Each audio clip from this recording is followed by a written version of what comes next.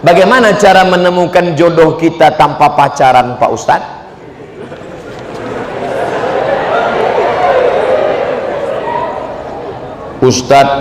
Ustadz Habib Kiai datang, mereka punya banyak stok. Assalamualaikum Pak Ustadz. Ya, Ustadz punya pesantren kan? Punya. Ustadz dekan Fakultas Syariah ada mahasiswi kan? Iya. Tolong carikan saya yang ada empat-empatnya Pak Ustadz, kaya, cantik, bangsawan, dan berakhlakul karimah. Insya Allah mereka carikan. Ini ada orangnya rajin tapi PC. Ini ada orangnya mancung tapi nggak solehah. Nggak mau juga. Ini yang ada. Ini cantik, bangsawan, keturunan orang baik, solehah, jilbabnya panjang. Yang ini juga, tapi baru meninggal.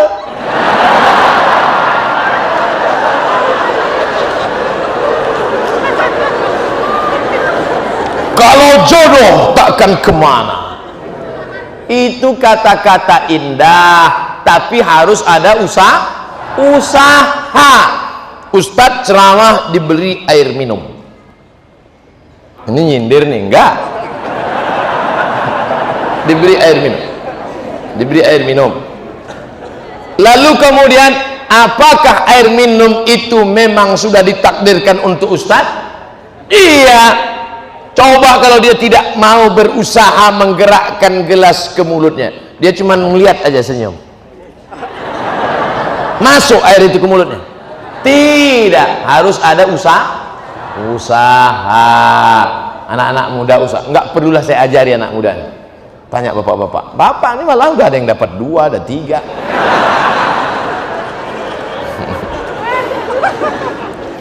Ustadz, apa hukumnya sholat bagi pelaku zina? Diterima apa enggak sholatnya Pak Ustadz? Man sholatuhu lam tanhahu anil fahsya wal munkar lam yazdad illa bu'dan. Siapa yang sholatnya tidak mencegah dirinya dari perbuatan keji dan mungkar, maka dia semakin jauh dari Allah. Inna sholata tanha anil fahsya wal munkar. Apakah dengan dosa itu dia menjadi kafir Pak Ustadz? Dia tidak kafir kalau tidak ingkar. Kalau dia katakan tidak ada itu Tuhan, tidak ada itu surga, tidak ada itu neraka, tidak ada akhirat, baru dia kafir. Tapi kalau dia sekedar buat dosa, maka dia fasik. Wallahu la yahdil qaumal fasiqin. Allah tidak berikan hidayah kepada orang yang fasik. Mudah-mudahan kita diselamatkan dari fasik. Terima kasih Ustadz, semoga Ustadz selalu dalam lindungan Allah Subhanahu wa taala. Amin. Kenapa Ustadz selalu bacakan doa di belakang? Biar supaya jamaah mengaminkan. Amin. Amin. Jamaah. Oh, kalau gitu Ustadz aja yang enak, Ustadz yang dapat, kami yang mengaminkan pun dapat juga. Apa kata malaikat? Walaka misluh. Kau tadi sudah mengaminkan, engkau dapat yang sama seperti yang kau aminkan. Makanya ibu kalau bapak berdoa, ibu aminkan, tapi ibu tanya dulu doanya apa. Nanti amin, amin. Tanya, Mas doanya apa? Bagaimana jika ada pertanyaan masalah agama, tapi kita tidak memiliki ilmu? Apakah kita boleh berpendapat atau bagaimana Pak Ustadz? Saya menjawab yang saya pernah baca, yang saya pernah dengar, yang saya pernah belajar, yang saya pernah tahu. Kalau saya nggak tahu, kertasnya saya bawa pulang. Itu kami tonton di YouTube. Ustadz nggak pernah bilang nggak tahu. Kenapa semuanya Ustadz jawab? Yang nggak saya jawab dipotong videonya. Yang diupload yang saya jawab saja. Kalau saya nggak tahu, jangan dijawab. Inna sama, telingamu, wal basar, matamu, wal fuad, hati, pikiran, lidahmu, semua akan ditanya. La taqfu ma laisa laka bihi ilmun. Kalau nggak tahu, jangan bicara, jangan ngomong. Walaupun titel kita MSI, Master Segala Ilmu. Terima kasih Ustadz. Panjang umur, sehat selalu. Amin. Nah, kan? mengenai fikih Ustaz. Oke. Air kencing itu kan najis, ya. Air sperma itu kan suci, tidak najis. Mengapa apabila kita kencing hanya istinja saja, sementara itu najis? Kenapa kita keluar sperma harus mandi? Sudah gitu kata Nabi.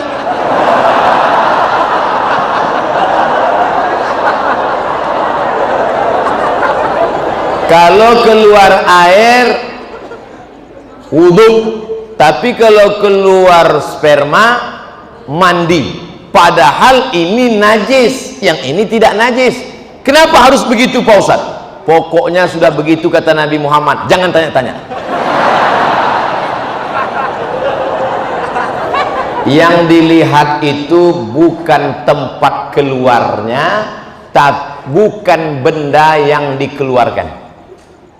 Yang dilihat itu bukan saluran tempat keluarnya, bukan pula cairan yang dikeluarkan, tapi yang dilihatkan itu adalah talazzuz. Talazzuz ada rasa nikmat. Maaf. Ada orang sakit, tiba-tiba keluar spermanya. Apakah dia wajib mandi junub? Tidak, karena tidak ada rasa nikmat. Ketika keluar rasa nikmat, talazzuz namanya. Talazzuz diambil dari kata laziz, nikmat, tapi bukan yang lembaga amil zakat.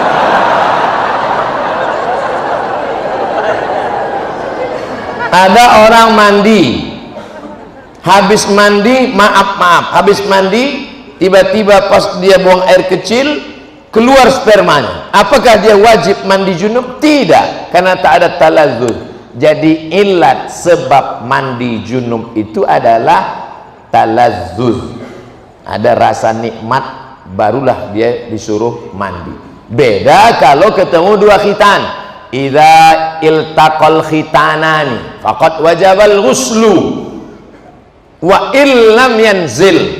Kalau orang melakukan senggama, dukhul, walaupun tidak keluar spermanya tetap mandi, itu kasusnya berbeda.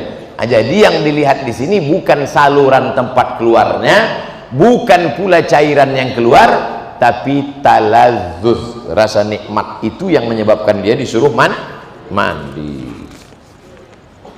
Bid'ah sudah merajalela. Bagaimana mengatasinya? Bid'ah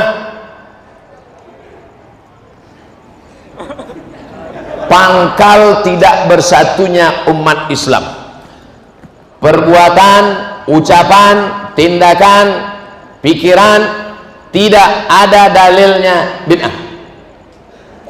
Sesuatu yang tak ada dalilnya bid'ah. Pergi dia ke tanah lapang, dibentangnya sajadah, digelarnya sajadah, dia sholat. Allahu Akbar. Kenapa ente sholat di sini? Semakin panas, semakin berkeringat, semakin banyak pahalanya. Itu bid'ah, tak ada dalil sama sekali. Selama ada dalilnya, maka tidak boleh kita bid'ahkan. Jangan membid'ahkan orang kalau ada dalilnya. Selama ada dalilnya, ada dalam Quran, ada dalam sunnah, ada dalam ijma', ada dalam qiyas, maka tidak boleh kita bid'ahkan.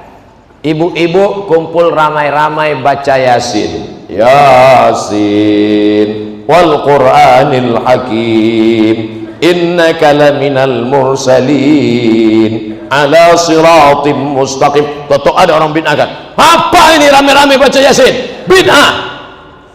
Belum tentu bid'ah, bro, karena masih ada dalilnya, dalil am, dalil umum. Man qara'a Yasin fi lailatin, siapa yang baca Yasin pada suatu malam, asbaha maghfuran lah, pada waktu subuhnya dia sudah diampunkan Allah Subhanahu wa taala. Oleh sebab itu jangan mudah saling membid'ahkan, karena ketika kau katakan hei pelaku bid'ah, maka sama artinya kau katakan hei penghuni neraka jahanam. Emangnya ente siapa? Neraka punya bapak ente.